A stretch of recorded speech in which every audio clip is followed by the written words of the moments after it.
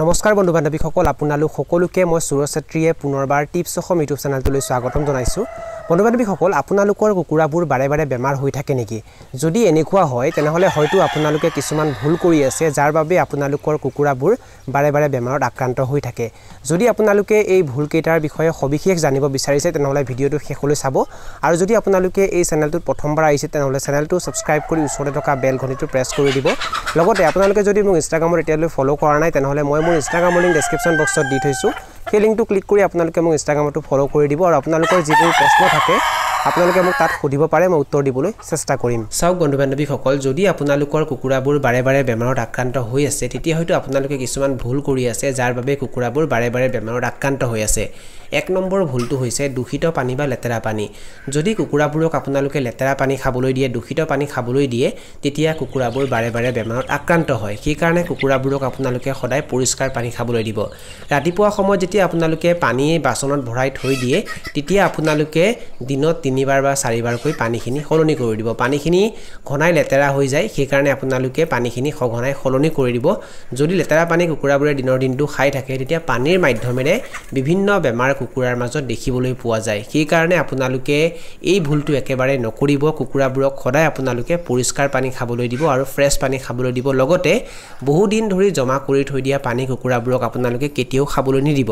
আৰু এটা কথা, বাৰিষাৰ দিনত কি হয়, যেতিয়া বৰষুণ পৰে তেতিয়া বাহিৰত পানী জমা হয়, বিভিন্ন বাচন বৰ্তনত পানী জমা হয় বা লেতেৰা ঠাইত পানী জমা হয় আৰু সেই পানীখিনিও কুকুৰাবোৰক আপোনালোকে খাবলৈ নিদিব। যদি লেতেৰা পানী কুকুৰাবোৰে খায় তেতিয়া কুকুৰাবোৰ বেমাৰত আক্ৰান্ত হয়। সেইকাৰণে আপোনালোকে এই কথাটো মনত ৰাখিব। দ্বিতীয় ভুলটো হৈছে বেয়া খাদ্য। বহুতেই কুকুৰাবোৰক এনেকুৱা খাদ্য খাবলৈ দিয়ে যি খাদ্য কুকুৰাৰ কাৰণে মুঠেই উপযোগী নহয়। চাওক বন্ধু বান্ধৱীসকল, যদি কুকুৰাবোৰক আপোনালোকে বেয়া হৈ যোৱা দানা খাবলৈ দিয়ে, এক্সপায়াৰি ডেট যোৱা দানা খাবলৈ দিয়ে বা ভেঁকুৰে ধৰা দানা খাবলৈ দিয়ে তেতিয়া কুকুৰাবোৰক বেমাৰে আক্ৰমণ কৰিবই। সেইকাৰণে কুকুৰাবোৰক আপোনালোকে সদায় ভাল দানা খাবলৈ দিব। কুকুৰাৰ বাবে যদি আপোনালোকে দানা ক্ৰয় কৰে তেতিয়া আপোনালোকে এক্সপায়াৰি ডেট ভালকৈ চাই ল'ব। কেতিয়াও ম্যাদ উকলি যোৱা দানা কুকুৰাবোৰক খাবলৈ নিদিব আৰু ক'ৰবাত যদি আপোনালোকে কম দামতে দানা পায় তেতিয়াও আপোনালোকে দানা ভালকৈ চাই ল'ব, দানাৰ কোৱালিটি কেনেকুৱা। যদি আপোনালোকে দানাৰ কোৱালিটি ভাল দেখা পায় তেতিয়াহে আপোনালোকে তেনেকুৱা দানা ক্ৰয় কৰিব। যিকোনো দানা কুকুৰাবোৰক আপোনালোকে খাবলৈ নিদিব। যদি আপোনালোকে দানাৰ খৰচ কম কৰিবলৈ গৈ কুকুৰাবোৰক এনেকুৱা দানা খাবলৈ দিয়ে বা এনেকুৱা খাদ্য খাবলৈ দিয়ে যি কুকুৰাৰ কাৰণে মুঠেই উপযোগী নহয় তেতিয়া কিন্তু গোটেই কুকুৰাখিনি মৰি শেষ হৈ যাব পাৰে। সেইকাৰণে আপোনালোকে সাৱধান হ'ব। আৰু এটা কথা আপোনালোকে মনত ৰাখিব, যদি কুকুৰাৰ বাবে আপোনালোকে একেলগে বহুখিনি দানা ক্ৰয় কৰে তেতিয়া সেই দানাখিনি আপোনালোকে ভালকৈ সংৰক্ষণ কৰি ৰখাৰ ব্যৱস্থা কৰিব। যদি সেই দানাত বৰষুণ পৰে তেতিয়া দানাখিনি বেয়া হৈ যায় বা নিগনিয়ে যদি দানাখিনি জোঠা কৰি দিয়ে তেতিয়াও কিন্তু কুকুৰাবোৰক বেমাৰ হ'ব পাৰে।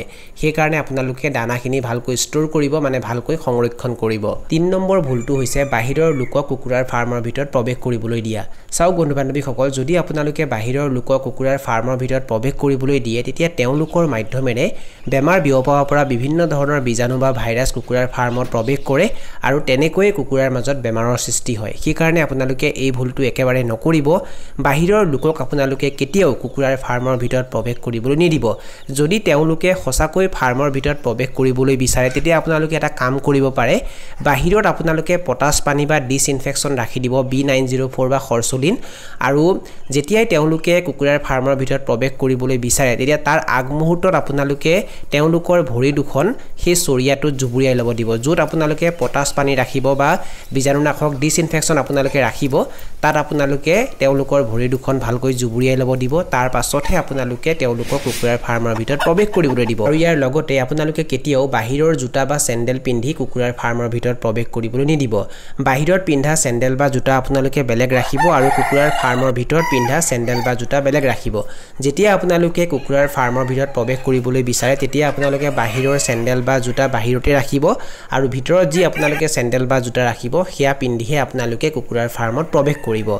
যদি আপোনালোকে এই কামটো নকৰে, বাহিৰৰ জোতা বা চেণ্ডেল পিন্ধিয়ে যদি আপোনালোকে কুকুৰাৰ ফাৰ্মত প্ৰৱেশ কৰে তেতিয়া জোতা বা চেণ্ডেলৰ মাধ্যমেৰে বেমাৰ বিয়পাব পৰা বীজাণু বা ভাইৰাছ কুকুৰাৰ ফাৰ্মত প্ৰৱেশ কৰিব আৰু তেনেকৈ কুকুৰাৰ মাজত বেমাৰৰ সৃষ্টি হ'ব সেইকাৰণে আপোনালোকে এই ভুলটো নকৰিব 4 নম্বৰ ভুলটো হৈছে কম ঠাইত বেছিকৈ কুকুৰা ৰখা যদি আপোনালোকে সৰু ঠাইত জুখতকৈ বেছি কুকুৰা ৰাখে তেতিয়া কুকুৰাবোৰে তাত থাকি অশান্তি পায় কুকুৰাবোৰৰ ষ্ট্ৰেছ বেছিকৈ হয় যাৰ বাবে কুকুৰাৰ মাজত বেমাৰৰ সৃষ্টি হয় আৰু তেনেকৈ কুকুৰাবোৰ মৃত্যু মুখত পৰে আৰু লগতে কুকুৰাৰ ওজনো ভালকৈ বৃদ্ধি নহয় সেইকাৰণে আপোনালোকে এটা কথা সদায় মনত ৰাখিব কুকুৰাবোৰক আপোনালোকে পৰ্যাপ্ত পৰিমাণে ঠাই দিবলৈ চেষ্টা কৰিব কম ঠাইত আপোনালোকে বেছিকৈ কুকুৰা নাৰাখিব বা থেপাথেপিকৈ কুকুৰা আপোনালোকে কেতিয়াও নাৰাখিব কুকুৰাবোৰক আপোনালোকে বেছিকৈ ঠাই দিবলৈ চেষ্টা কৰিব আৰু যদি আপোনালোকে লোকেল বা সোণালী কুকুৰা পালন কৰে তেনেহলে আপোনালোকে লোকেল বা সোণালী কুকুৰাবোৰক থাকিবৰ বাবে বাহ বান্ধি দিব বা আপোনালোকে চাং বনাই দিব লোকেল বা সোণালী কুকুৰাই বাহৰ ওপৰত বহি ভাল পায় বা চাঙৰ ওপৰত বহি ভাল পায় আৰু বাহৰ ওপৰত থাকিলে বা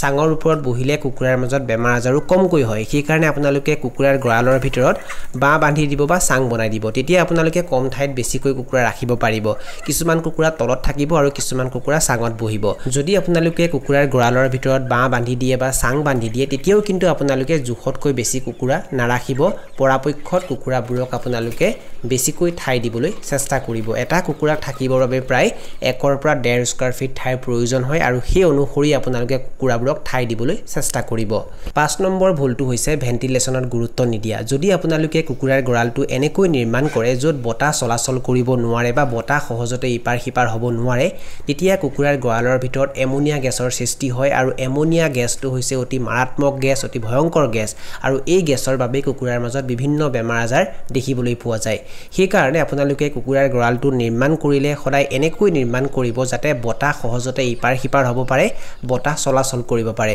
আপোনালোকে কুকুৰাৰ গড়ালৰ বেৰবোৰ যদি এনেকৈ নিৰ্মাণ কৰে তেতিয়া কুকুৰাবোৰে থাকি ভাল পাব লগতে এনেকুৱা গড়ালত এমোনিয়া গেছৰ সৃষ্টি নহব যদি আপোনালোকে কুকুৰাৰ গড়ালৰ বেৰবোৰ এনেকৈ নিৰ্মাণ কৰে তেতিয়া কুকুৰাবোৰে থাকিও ভাল পায় লগতে গৰমৰ দিনত কুকুৰাবোৰৰ গৰম বেছিকৈ নালাগে বন্ধু বান্ধৱীসকল এইখিনি আছিল কিছু তথ্য আপোনালোকক জনালো আৰু যদি আপোনালোকে ভিডিওটো চাই ভাল পালে আৰু ভিডিওটোৰ জৰিয়তে কিবা এটা শিকিব পাৰিছো বুলি ভাবে তেনেহলে অনুগ্ৰহ কৰি ভিডিওটো লাইক কৰি দিব আৰু যিমান পাৰে ভিডিওটো নিজৰ বন্ধুবৰ্গৰ মাজত আৰু পৰিয়ালবৰ্গৰ মাজত শ্বেয়াৰ কৰি দিব এই ভিডিওটো এইখিনিতে সামৰণি মাৰিছো ধন্যবাদ